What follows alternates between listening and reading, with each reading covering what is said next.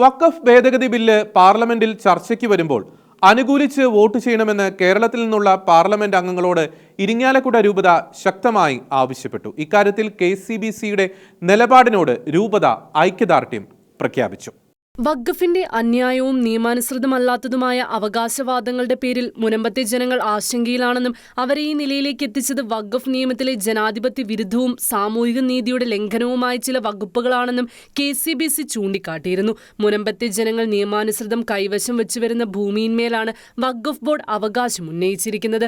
മതനിയമത്തിന്റെ പിൻബലത്തിൽ ജനാധിപത്യ അവകാശങ്ങളെ തകർക്കാനാവില്ലെന്നും ജനങ്ങളിൽ വിഭാഗീയതയും സ്പർദ്ധയും ഉളവാക്കുന്ന അപരിഷ്കൃത നിയമങ്ങളെ ഇല്ലാതാക്കാൻ ജനപ്രതിനിധികൾ ഒറ്റക്കെട്ടാകണമെന്നും ഇരിങ്ങാലക്കുട രൂപത ആവശ്യപ്പെട്ടു. മുനമ്പത്തെ പ്രശ്നം പരിഹരിക്കപ്പെടണമെങ്കിൽ മുൻകാല പ്രാബല്യത്തോടെ വഖഫ് നിയമത്തിലെ ജനാധിപത്യ വിരുദ്ധമായ വകുപ്പുകൾ റദ്ദാക്കണം. നിയമത്തിലെ 40-ാം അനുച്ഛേദം ആരുടെയും സ്വത്തുക്കൾ കൈയടക്കാൻ വഖഫിന് നൽകുന്ന അപ്രമാദിത്വം റദ്ദാക്കപ്പെടേണ്ടവയിൽ ഒന്നാണെന്ന് ഇരിങ്ങാലക്കുട രൂപത ചൂണ്ടിക്കാട്ടി.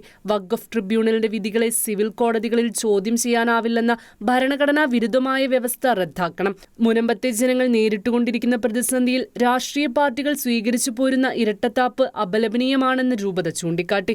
ചില വിഭാഗങ്ങളെ പ്രീണിപ്പിക്കാൻ വേണ്ടി ജനാധിപത്യ മൂല്യങ്ങളെയും ഭരണഘടനയുടെയും കോടതികളുടെയും പരമാധികാരങ്ങളെ കവർന്നെടുക്കുന്ന വഖഫ് നിയമത്തിലെ ഭേദഗതി ബില്ലിനെ പാർലമെന്റിൽ കേരളത്തിൽ നിന്നുള്ള MP മാർ എതിർക്കരുതെന്നും രൂപത ആവശ്യപ്പെട്ടു.